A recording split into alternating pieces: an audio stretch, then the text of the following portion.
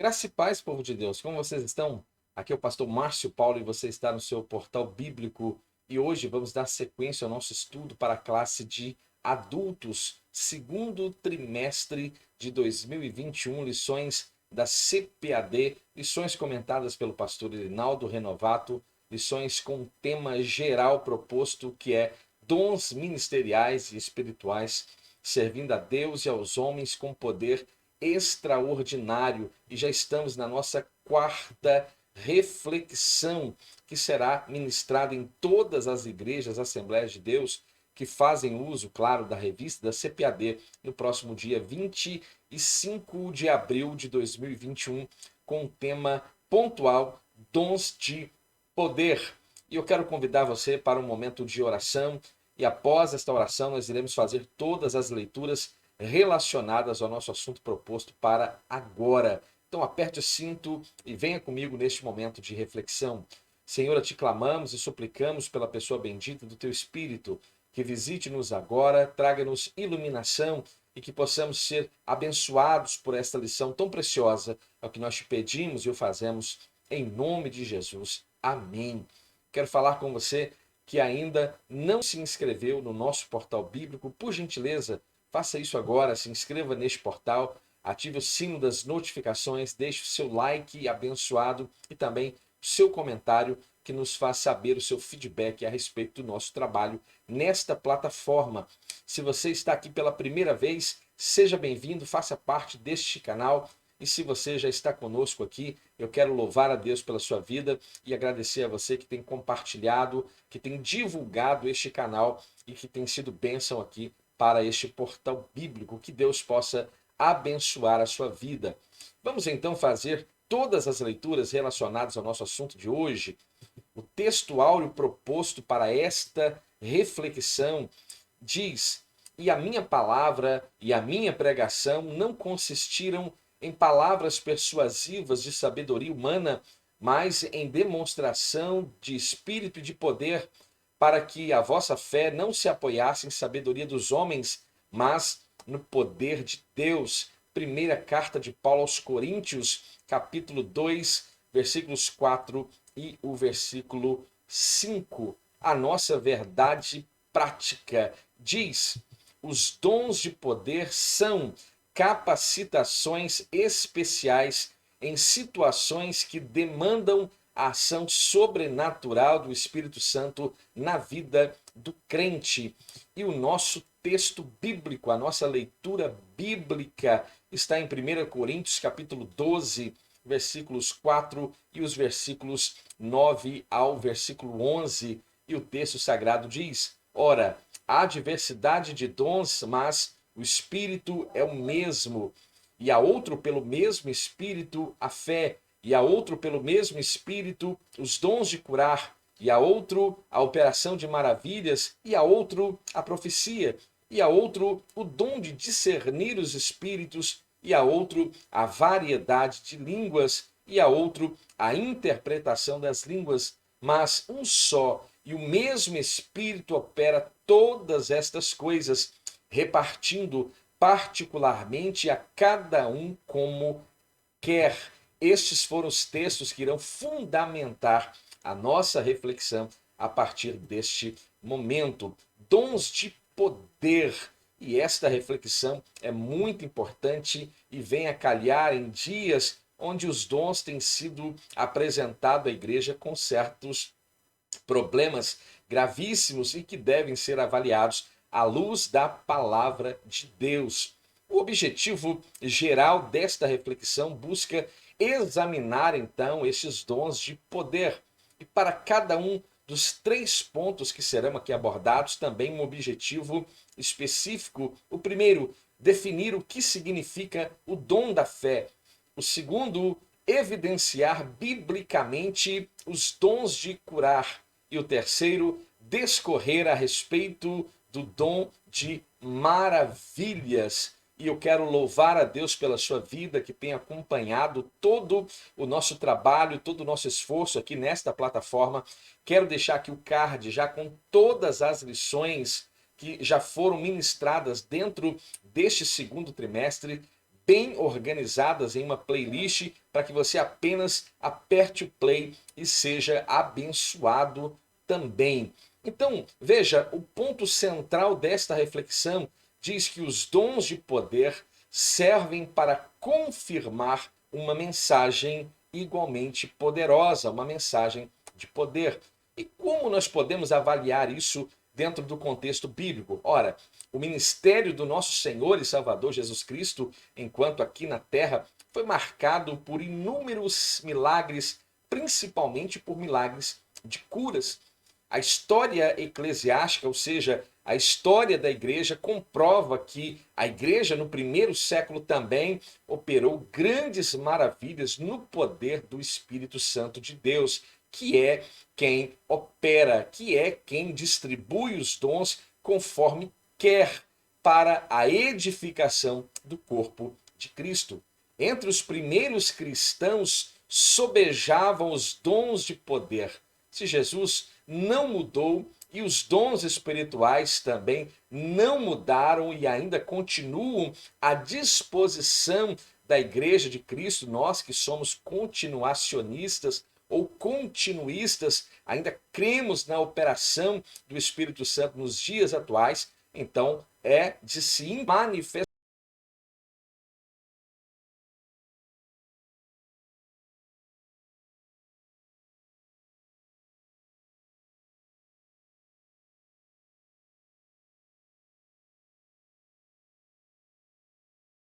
manifestações dos dons de poder em nossos ambientes com maior frequência.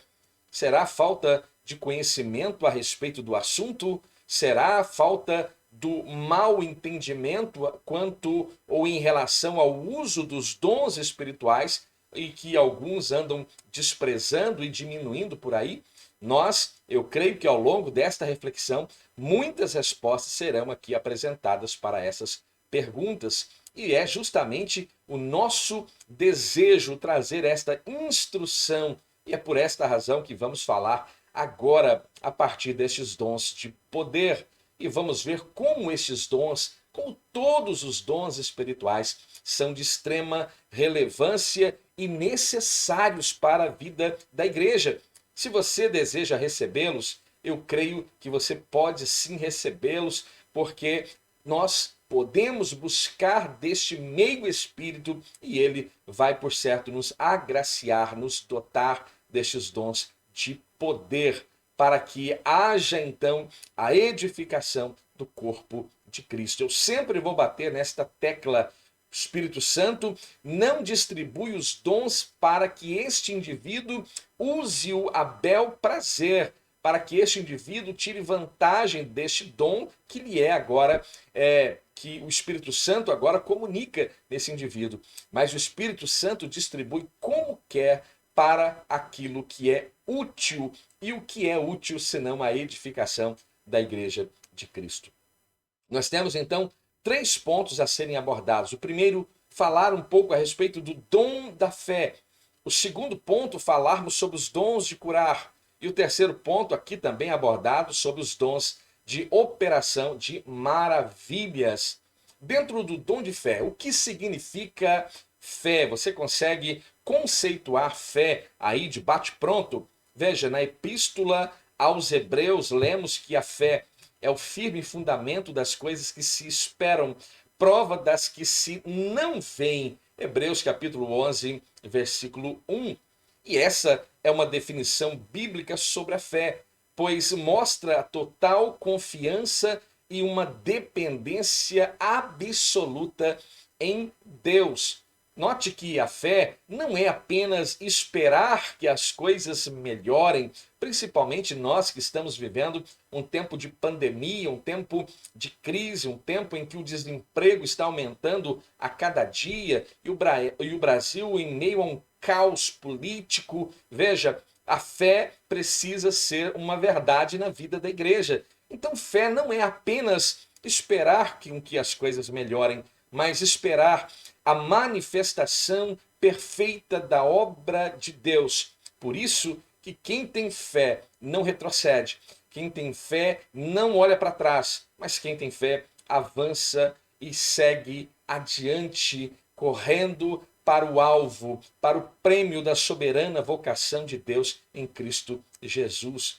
Aprendemos então aqui no texto de Hebreus, capítulo 11, que é conhecido este capítulo como a galeria dos heróis da fé, que Deus é poderoso para fazer todas as coisas, sendo a nossa fé em Deus fundamental para as operações divinas entre os homens. Então, nós temos que exercer esta fé. Além de exercer esta fé, eu quero lhe dizer uma coisa, e eu quero que isso fique claro e gravado aí na sua mente. Nós temos responsabilidade também pela fé que nós professamos. Isso precisa ser pontuado. A fé, então, como um dom, é distinta, é claro, daquela que recebemos por ocasião da nossa conversão.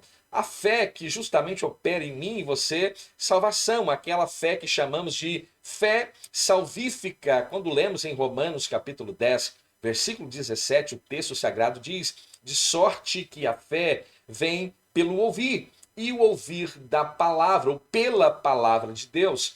Em Efésios capítulo 2, versículo 8, diz que porque pela graça sois salvos por meio da fé. E isso não vem de vós, é um dom de Deus. Aqui estamos falando desta fé que opera em nós salvação.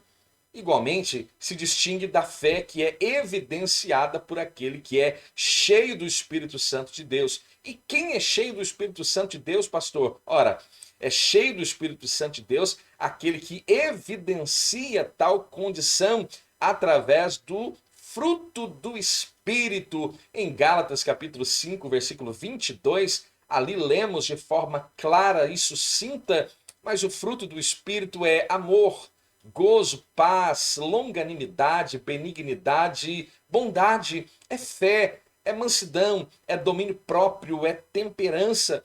O dom da fé é a capacidade que o Espírito Santo vai conceder agora ao cristão para este realizar coisas que transcendem a esfera natural da nossa vida natural, objetivando sempre, nunca esqueça este detalhe, objetivando sempre a edificação.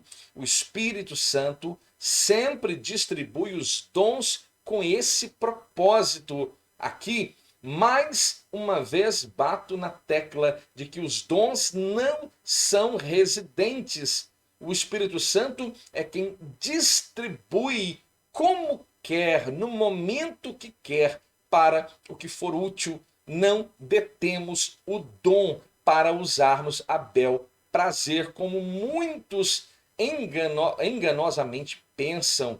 Então, tem que haver esta edificação.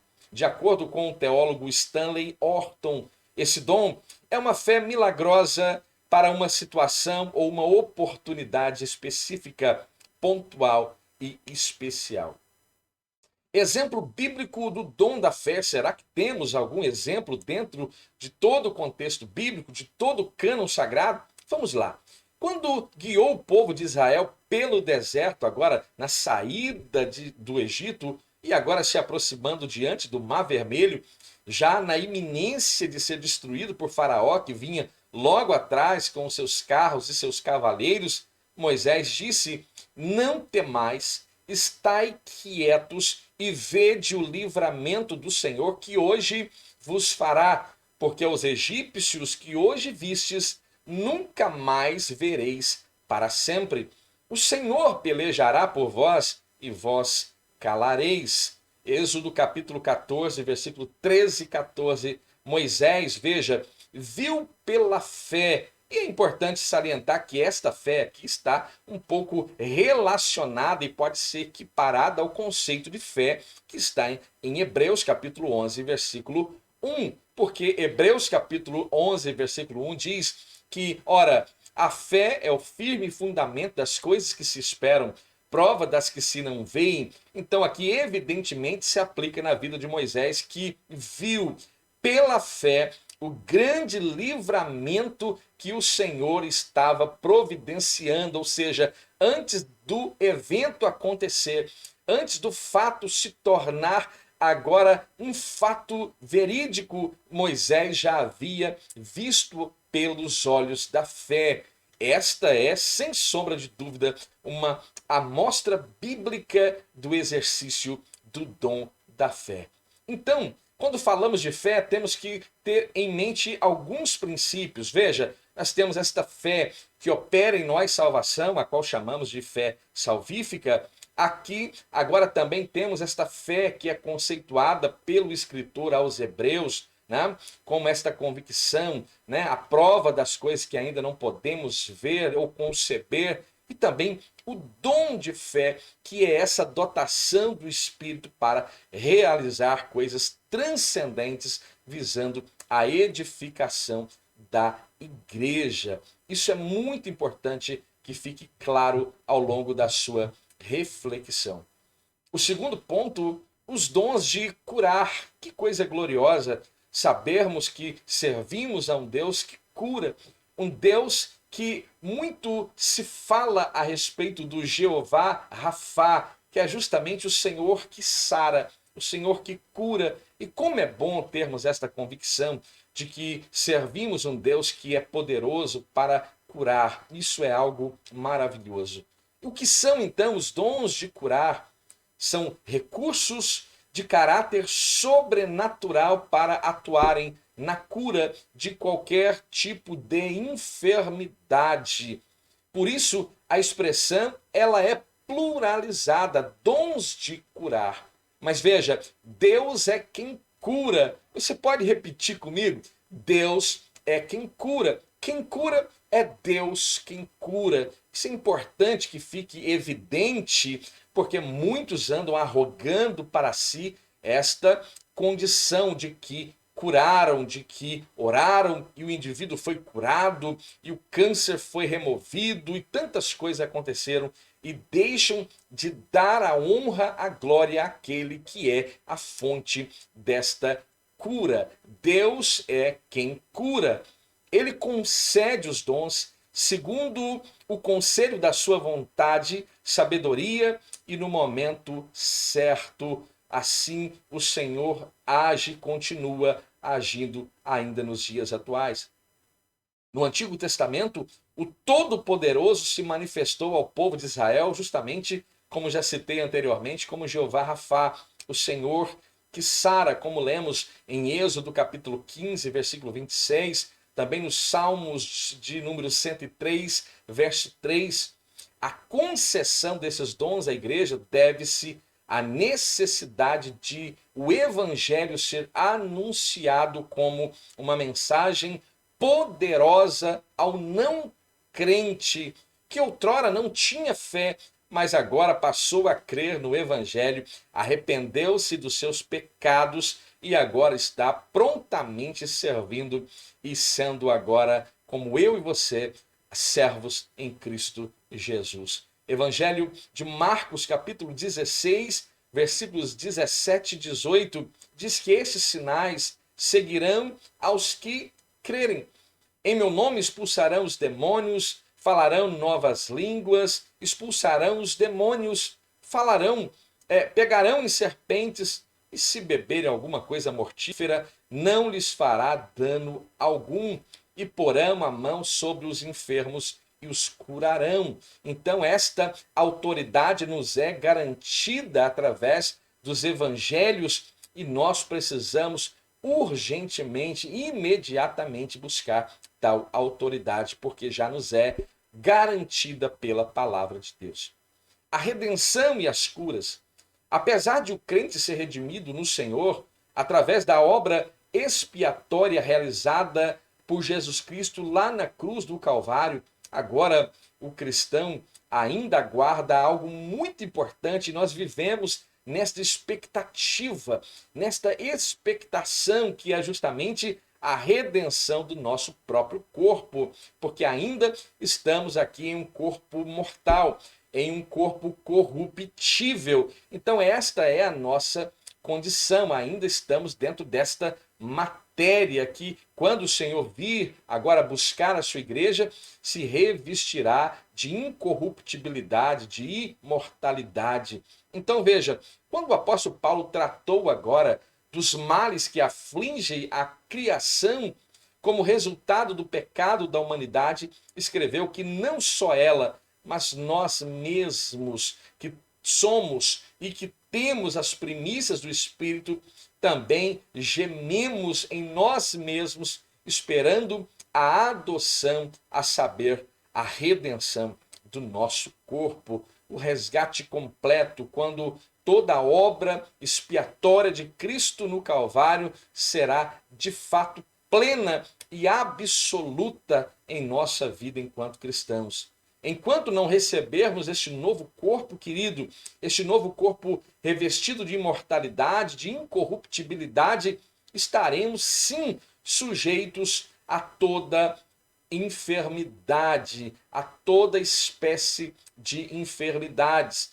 Diferentemente do que esta fatídica teologia da prosperidade prega e defende, ou os negacionistas de plantão, dizendo que este vírus que está aí assolando o mundo não pega em cristão. Isso é uma coisa gravíssima e que muitos líderes deverão ser responsabilizados. Se não aqui, diante dos juízes da terra, serão responsabilizados, por certo, diante de Deus. Isso é algo muito sério, é algo muito grave. Então este dom, os dons de curar, é uma necessidade para a igreja? Ora, a resposta é um alto e bom claro sim. Os dons de curar são uma grande necessidade para a igreja da atualidade. No mundo incrédulo, no mundo em que nós precisamos, como sal da terra, sermos esse diferencial, onde estamos sendo observados, diga-se de passagens, e nesse mundo incrédulo, onde a medicina se desenvolve rapidamente, o ser humano pensa que pode até mesmo superar a Deus. Se nós trazermos à memória a medicina, não vamos ir muito longe, não.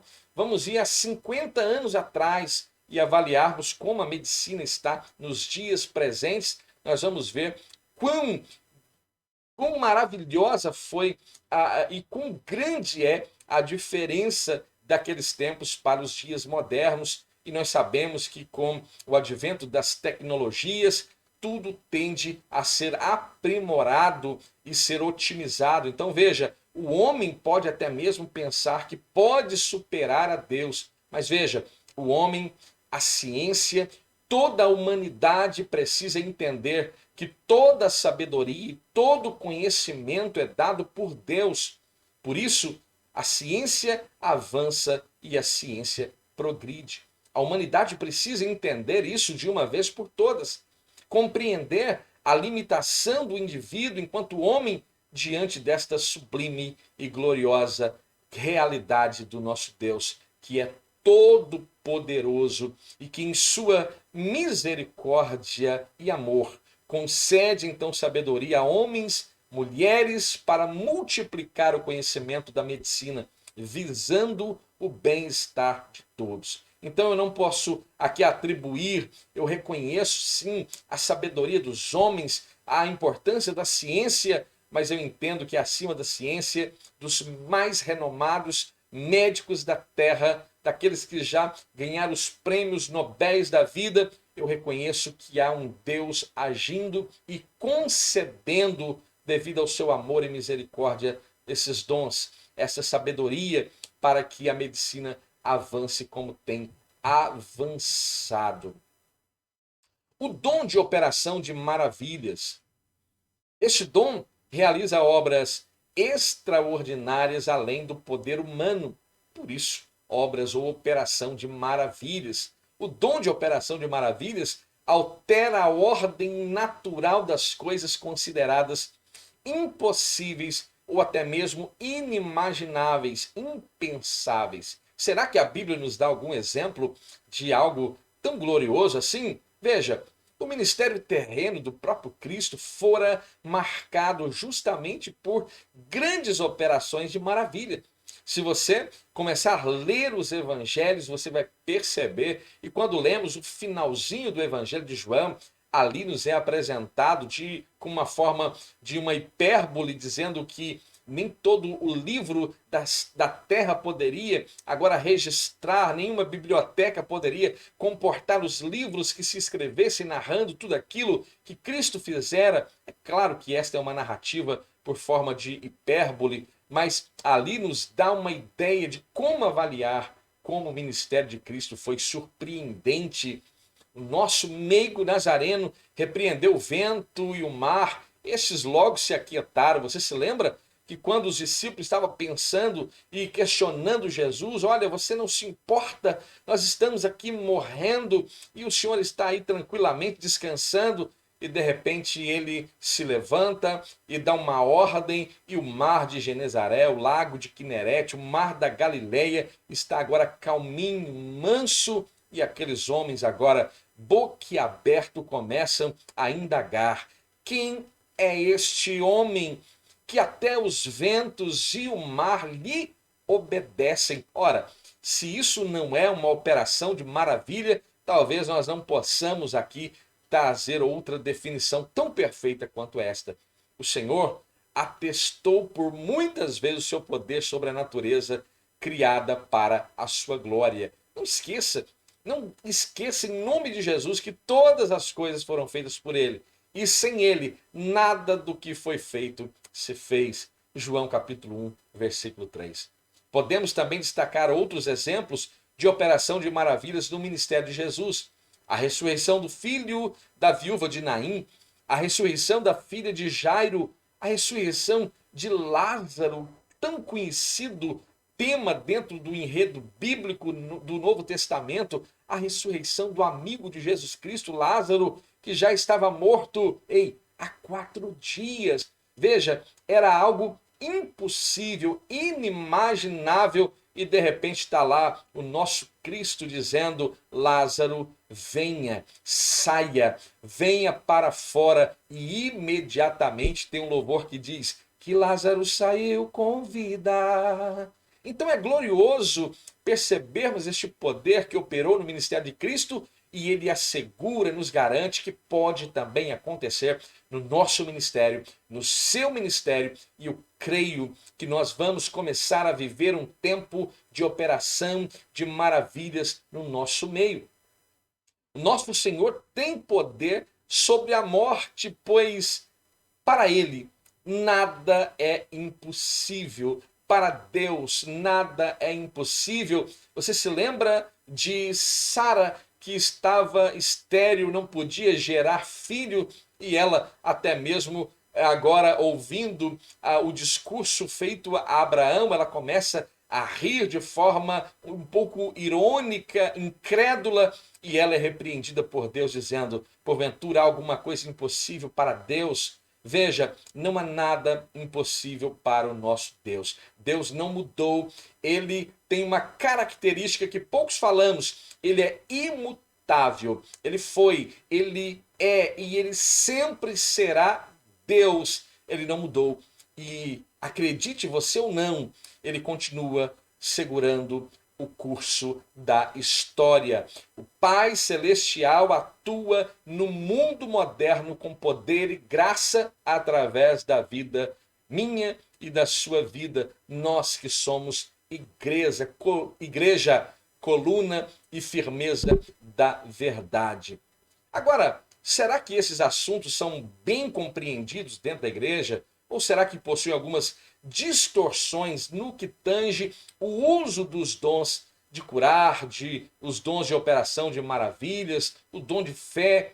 Então veja, o cristão não tem autorização divina para determinar, para decretar, para exigir cura de quem quer que seja. Diferentemente de tudo que se vê por aí, a Bíblia nos dá este molde, este modelo, que é bem estabelecido, mas lamentavelmente é o que mais acontece hoje, esse tipo de declaração. Eu estou dando uma ordem, eu estou declarando, eu estou determinando, eu estou decretando. Veja, será que a Bíblia nos dá tanta autoridade assim? Ou será que a autoridade está no nome de Jesus? A nossa relação com Deus não se dá em forma de barganha. Quem somos nós, irmãos, para exigir de Deus alguma coisa? Quem deu primeiro algo a Deus para que ele tenha que retribuir? Quero ir além aqui dentro deste conceito, até na hora de expulsar os demônios que nos é dada esta autoridade, as pessoas dizem, eu te repreendo, mas quando lemos em Judas capítulo 1, versículo 9, ali diz que o arcanjo Miguel, quando contendia com o próprio diabo e disputava a respeito do corpo de Moisés, a Bíblia diz que ele não ousou pronunciar juízo de maldição contra ele, mas antes dizia: o Senhor te repreenda, o Senhor te repreenda. Então quem repreende é Deus, quem faz é Deus, quem opera é Deus. Nós somos, se dotados desta condição, nós somos apenas dotados desta habilidade sobrenatural. E através de nós, o Espírito Santo, Deus age e opera no seio da sua igreja. Somos seres humanos limitados diante de um Deus ilimitado. Somos seres minúsculos diante de um Deus imenso. Então podemos aqui reconhecer a nossa dependência e todas as vezes que você for agora, lembre-se que o Senhor te repreenda, que o Senhor atue, que o Senhor cure, que o Senhor liberte, que o Senhor salve, e aquela pregação das antigas, que ele leve o indivíduo para o céu. Como discípulos de Cristo, devemos rogar ao Pai, buscando com inteireza de coração, para que os doentes sejam curados, pois a palavra de Deus recomenda que oremos pelos enfermos. Tiago, capítulo 5, versículos 14 e 15 diz: está alguém entre vós doente? Chame os presbíteros da igreja e orem sobre ele, ungindo-o com azeite em nome do Senhor. E a oração da fé salvará o doente, e o Senhor o levantará, e se houver cometido ofensas ou pecados, ser-lhe-ão perdoados. E aqui entra em voga este princípio. O homem tem poder para perdoar pecado de alguém? Ora, se nós formos no mínimo sensatos, a resposta ela precisa ser simplista e direta, e a resposta é não. Então quem perdoa pecado é Cristo. Quem perdoa pecado é o nosso Deus. Logo entendemos então que a cura, que a libertação, que o livramento é operado através de nós. Mas quem opera? Quem que opera? O poder que opera é de Deus. Então, não sejamos soberbos e desejemos arrogar para nós esta característica, esta honra, esta glória que somente pertence a Deus. A oração de um justo, ela é muito eficaz em seu efeito. Por quê? Porque o justo ora e a oração do justo é feita através do nome de Jesus. Isso independente desse indivíduo ter algum tipo de dom ou não. E Jesus ensinou que em seu nome deveríamos impor as mãos sobre os enfermos para que eles fossem curados. O Senhor Jesus nos ensinou que quando nos dirigíssemos ao Pai em oração, dirigíssemos em seu nome. Por essa razão, é algo comum que terminemos a nossa oração dizendo em nome de Jesus, né? Mas hoje existem pessoas com tamanha autoridade que já terminam suas orações dizendo: olha, aqui quem está orando é o teu servo fulano de tal. E isso não é algo incomum de encontrarmos aí pelo Brasil e mundo afora.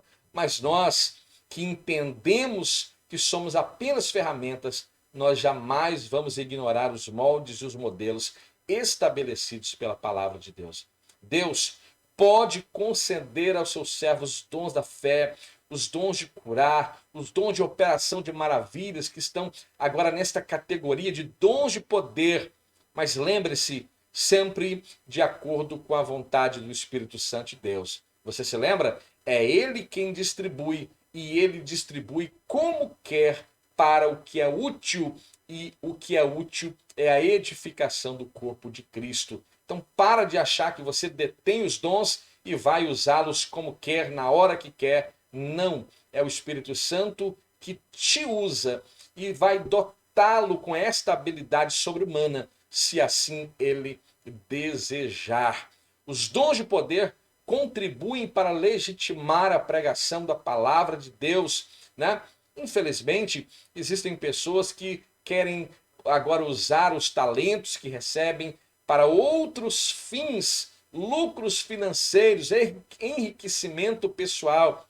Isso é uma vergonha, isso é uma mancha na igreja brasileira e na igreja mundial, né? Esta idoneidade diante da sociedade, as pessoas ignoram que nós estamos sendo observados. Quem procede assim está suscetível ao juízo vindouro da parte de Deus, que virá a seu tempo e virá com toda certeza.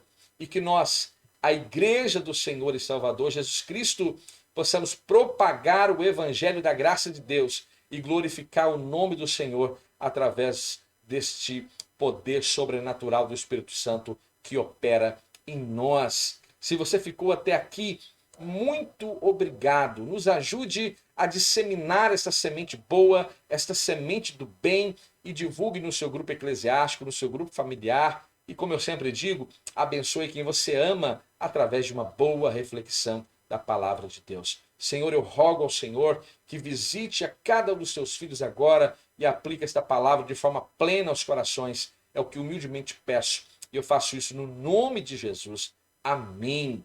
Fiquem bem, fiquem em paz e até a próxima.